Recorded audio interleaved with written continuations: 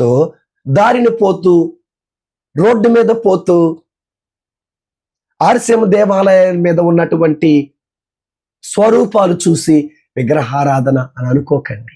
లోపలికి వచ్చి చూడండి. ఆ తర్వాత యేసు ప్రభు వారు అంటారు, పడవని లోపలికి నెట్టండి.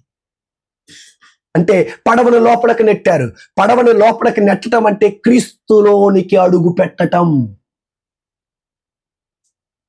ప్రియ విశ్వాసులారా, కథోలిక సంఘం క్రీస్తు స్థాపించిన సంఘమే.